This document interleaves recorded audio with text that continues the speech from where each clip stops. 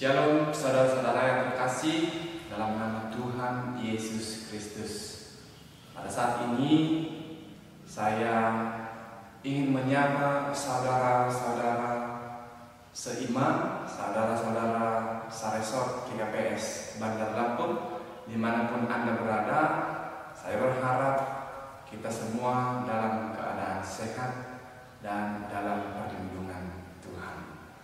Saudara-saudara yang terkasih dalam nama Tuhan Yesus Kristus, pada ibadah pertemuan kita hari ini, saya Pendeta John Lamson Sinaga akan menyampaikan kebenaran firman Tuhan, dan mari sama-sama kita belajar tentang firman Tuhan sehingga kita boleh memahami dan kita boleh melakukan firman Tuhan dalam kehidupan kita. Untuk itu, mari saya undang untuk kita berteduh dan kita bersatu di dalam doa.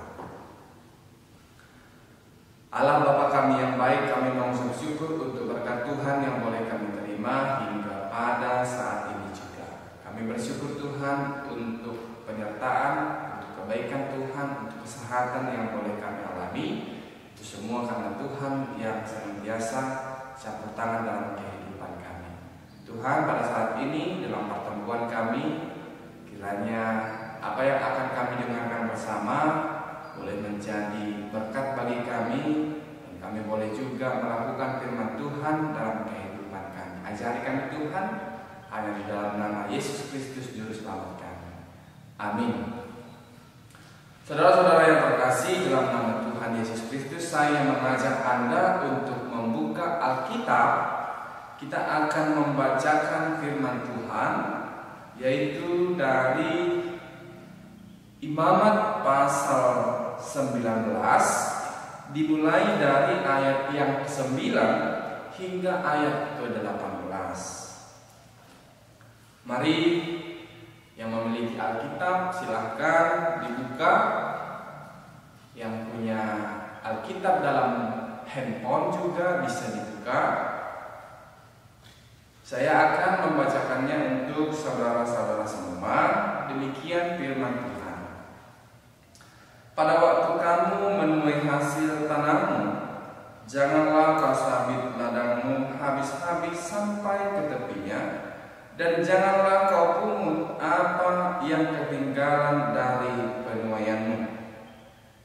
Juga sisa-sisa buah anggurmu janganlah kau petik untuk kedua kalinya, dan buah yang berjatuhan di kebun anggurmu janganlah kau pungut, tetapi semuanya itu harus kau tinggalkan bagi orang miskin dan bagi orang asing. Akulah Tuhan Allahmu. Janganlah kau mencuri, janganlah kamu berbohong, dan janganlah kamu berdusta seorang kepada sesamanya. Janganlah kamu bersumpah dusta demi namaku, supaya engkau jangan melanggar kekudusan nama Allahmu. Akulah Tuhan. Janganlah engkau memerah sesamamu manusia, dan janganlah engkau merampas. Janganlah kau tahan upah seorang pekerja harian sampai esok harinya. Janganlah kau kutuki orang tuli, dan di depan orang buta janganlah kau taruh batu sandungan. Tetapi engkau harus takut akan Allahmu. Akulah Tuhan. Janganlah kamu berbuat curang dalam peradilan. Janganlah engkau membela orang kecil dengan tidak sewajarnya, dan janganlah engkau terpengaruh oleh orang-orang besar, tetapi engkau harus mengadili orang sesamamu dengan kebenaran. Janganlah engkau pergi kian kemari menyebarkan fitnah di antara orang-orang sebangsamu. Janganlah engkau mengancam hidup sesamamu manusia. Akulah Tuhan.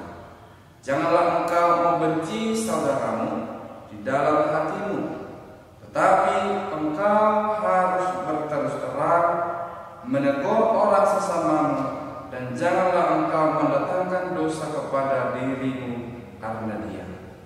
Janganlah engkau menuntut balas, dan janganlah menaruh dendam terhadap orang-orang sebangsamu, melainkan kasihilah sesama manusia seperti dirimu sendiri. Akulah Tuhan. Demikian firman Tuhan. Berbahagialah orang yang mendengarkan firman Tuhan, begitu juga dengan melakukan dalam kehidupannya hari lepas hari. Saudara-saudara yang terkasih dalam nama Tuhan Yesus Kristus, jika dalam ibadah minggu kita minggu yang lalu kita diingatkan tentang kepedulian terhadap orang lain, bahkan kita harus peduli kepada orang asing, dan kita juga harus peduli kepada orang yang tidak kita kenal. Nah, kemudian dalam khotbah pertemuan kita pada hari ini, kita kembali diingatkan tentang kepedulian tentang sesama.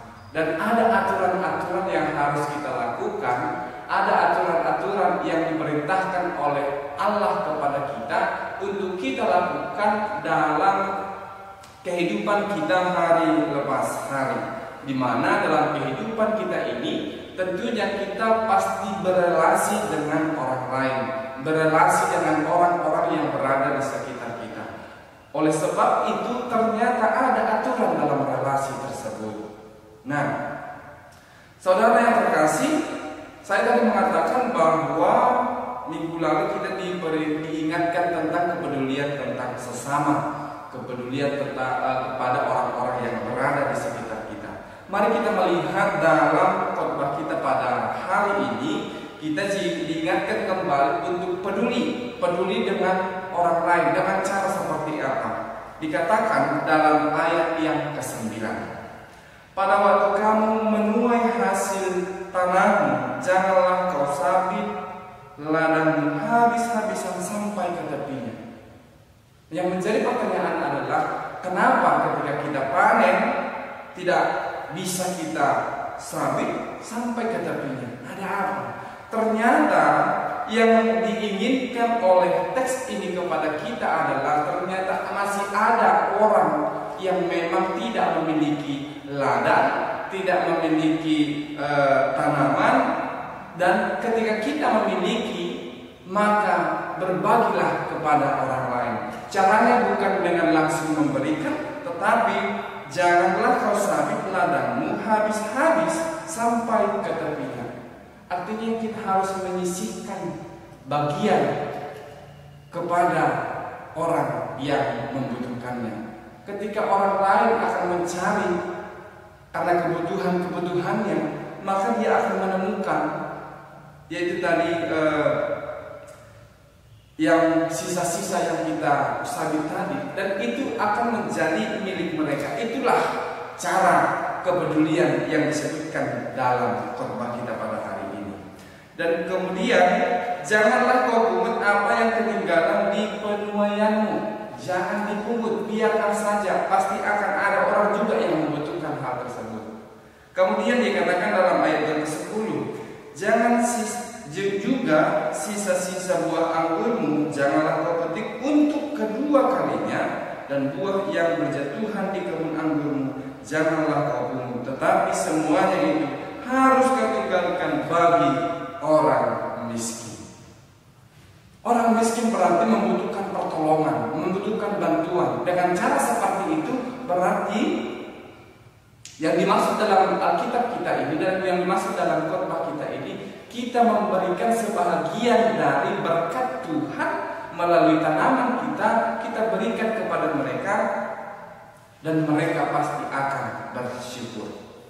Itulah kepedulian yang dimaksud dalam bagian yang pertama. Dan kemudian kepedulian yang dimaksud dalam bagian yang kedua atau dasar relasi yang dimaksudkan adalah tentang kasih, di mana kasih itu ternyata pertama bersumber dari Allah itu sendiri. Ketika Allah mengasihi saya, maka saya akan mengasihi Anda. Artinya relasi kita kepada Allah akan kita tunjukkan juga kepada relasi sesama. Nah, dikatakan dalam bagian yang kedua adalah janganlah kamu mencuri, janganlah kamu berbohong, dan janganlah kamu berdusta seorang kepada sesamanya. Saudara-saudara yang terkasih dalam nama Tuhan Yesus Kristus, ketika ada orang yang mencuri, ketika ada yang berbohong, ketika ada orang yang berdusta, memang ada hasil yang dia dapatkan. Tetapi hasil yang dia dapatkan itu bukan menjadi berkat. Apalagi dia berikan kepada keluarganya, dia berikan kepada saudara-saudaranya, dia berikan kepada anggota keluarganya. Itu tidak akan menjadi berkat. Karena apa? Yang didapatkannya itu dengan cara tidak halal, dengan cara yang tidak baik. Maka firman Tuhan mengatakan, jangan kamu mencuri, jangan kamu berbohong, jangan kamu berdusta, karena semuanya itu tidak ada gunanya. Kemudian yang berikut adalah, jangan kamu bersumpah dusta demi namaku, supaya engkau jangan melanggar kekudusan nama Allah. Ini juga menjadi sering kita lihat dalam kehidupan kita sehari-hari. Ada orang yang mengatakan sumpah demi Allah, sumpah demi Yesus, sumpah demi Tuhan dan sebagainya. Padahal pekerjaannya, apa yang dia lakukan tadi adalah pekerjaan yang memang tidak sesuai dengan perintah Tuhan.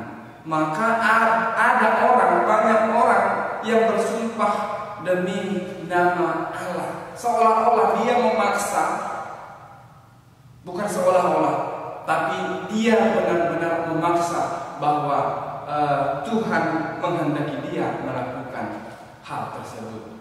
Tuhan mendukung dia untuk melakukan hal tersebut.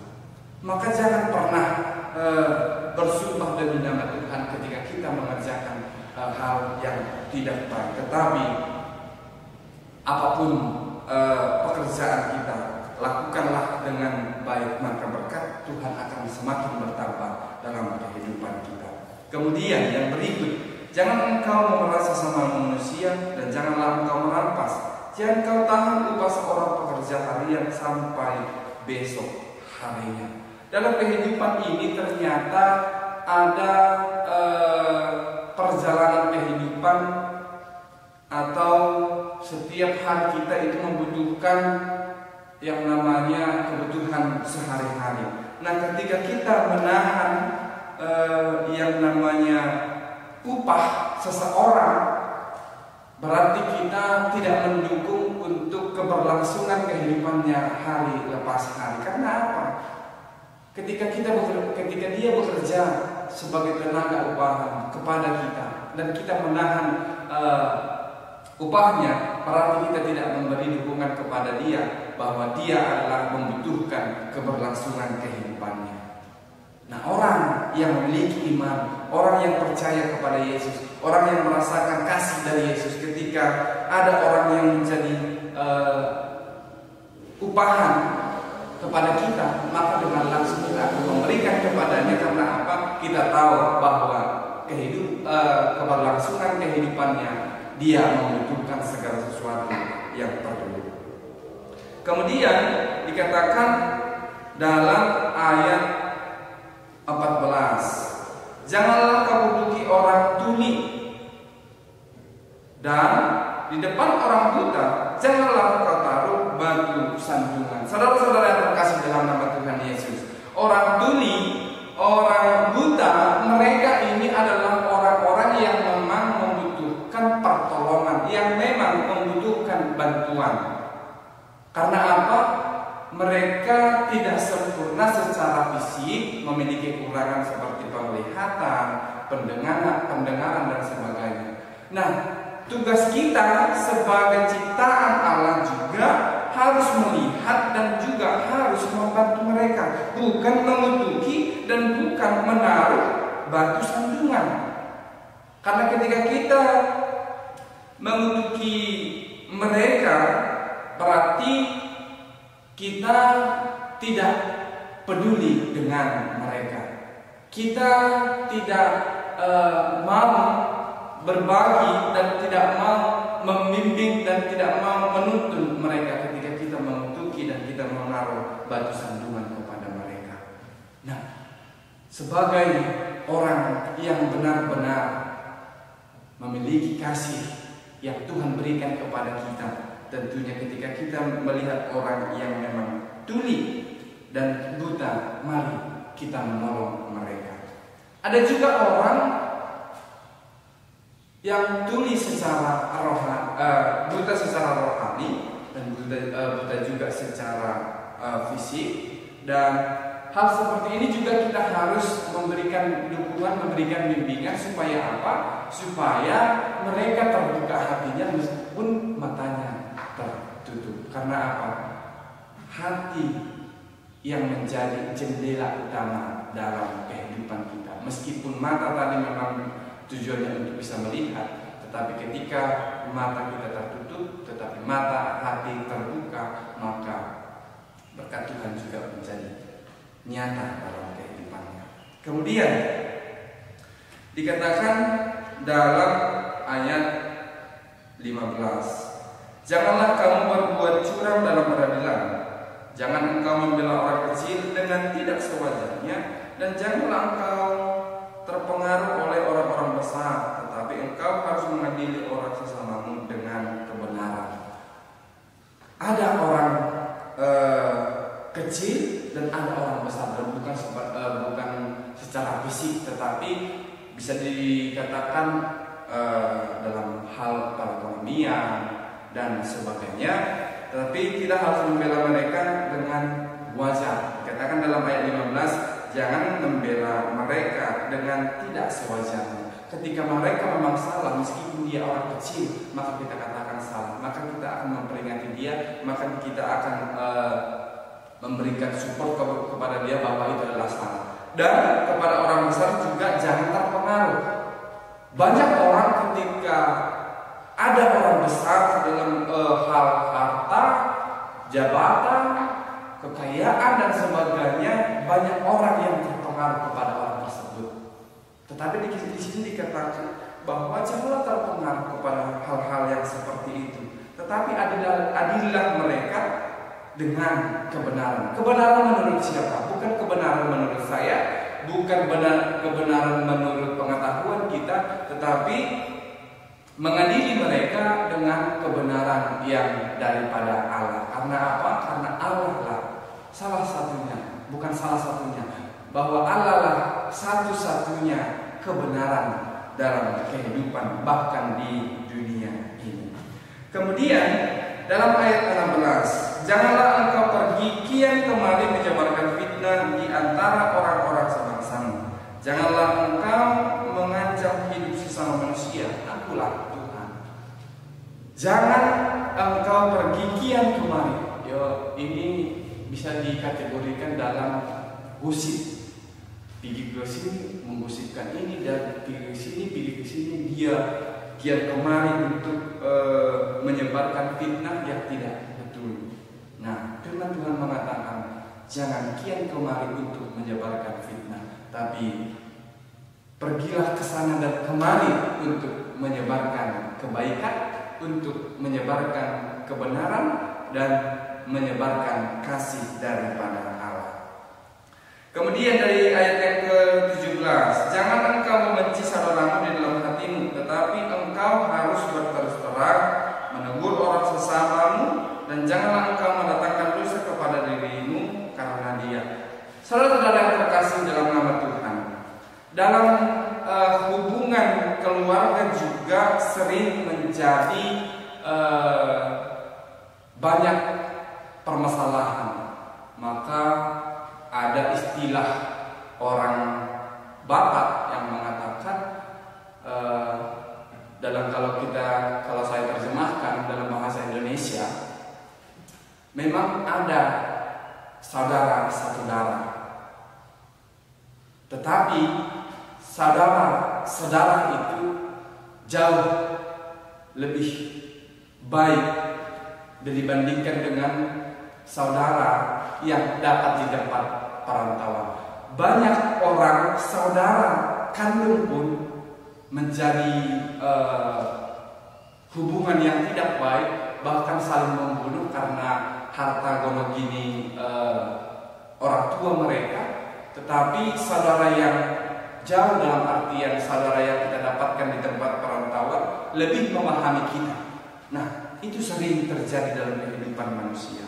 Karena apa? Karena ada benci, ada rasa dongkol di dalam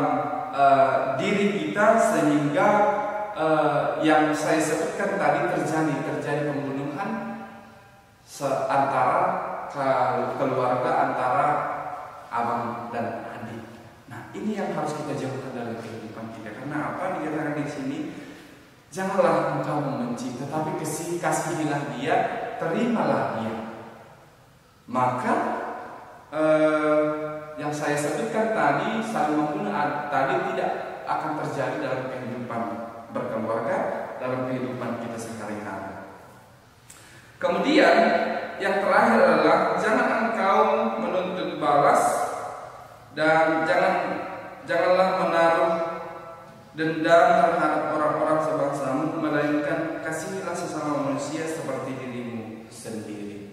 Saudara-saudara yang terkasih dalam nama Tuhan Yesus Kristus, dalam hal untuk menaruh kasih ini juga sudah sering kita dengarkan, dan firman Tuhan juga mengatakan kasihilah Tuhan Allahmu seperti mengasihi dirimu sendiri. Begitu juga dengan memaafkan orang. Maafkanlah orang lain seperti memaafkan diri sendiri. Artinya apa? Dalam kehidupan kita ini banyak hal yang sering membuat kita dendam, membuat kita marah kepada orang lain. Karena apa? Kita tidak senang, kita tidak setuju, dan kita tidak terima atas perbuatan orang lain kepada kita. Tetapi firman Tuhan mengatakan dalam khotbah kita ini, jangan menuntut balas, jangan ingin membalas juga kepada orang lain ketika orang lain membuat yang tidak baik kepada kita, tetapi kasihilah mereka, terimalah mereka, maafkanlah mereka. Karena apa? Ketika kita sudah memaafkan mereka, maka beban hidup kita tidak akan ada lagi. Nah, coba kita bayangkan ketika kita bertemu dengan orang yang kita benci, pasti ada rasa yang dongkol, ada rasa yang tidak baik dalam diri kita. Tetapi ketika kita memaafkan mereka, ketika kita mengasihi mereka, mau bertemu dimanapun, mau berjumpa dimanapun, kita akan merasa happy. Karena apa? Pertemuan itu tidak menjadi tidak menjadi beban bagi kita. Tetapi ketika kita tadi membenci, ketika kita tadi tidak menerima, ketika kita tadi dongkol kepada mereka, maka dimanapun kita berjumpa dengan dia, pasti ada rasa yang tidak senang, pasti ada rasa yang tidak plong dalam diri kita. Karena apa? Kita akan terus tadi mengingat kesalahan-kesalahan yang dia lakukan. Tetapi terimalah, maafkanlah, dan kasihilah orang yang berbuat tidak baik kepada kita. Karena itulah firman Tuhan yang sungguh luar biasa dalam hidup kita. Jadi firman Tuhan dalam pertemuan kita ini yang menjadi topik utama adalah dalam bahasa zaman dulu dikatakan olong gabe parentah nabayu. Kasih itu menjadi perintah yang baru. Kasih adalah perintah yang baru untuk kita. Oleh sebab itu dalam kehidupan kita sehari-hari, mari perjuangkan, lakukan kasih dalam kehidupan kita. Amin. Kita bersatu di dalam doa. Ham Tuhan dan Bapa nami terima kasih ma sombah korona nami kubamu Tuhan. Halane doma tomon di tangan nami hatamu napaikan kon nami balik perguluhan nami on bani relasi nami sesama manusia maningon ipada kon nami Tuhan hal-hal dalam media nase mahitehon ni ay Tuhan boy lambing dia hubungan nami pakon asoman nami terlebih maai tongah-tongah ni keluarga nami Tuhan. Tuhan arubih-urubih hamha nami ase margogo tongan hanami mendalam kon hatami. Terima kasih Bapak Tuhan Ibadah Yesus Kristus Tuhan nami. Amin.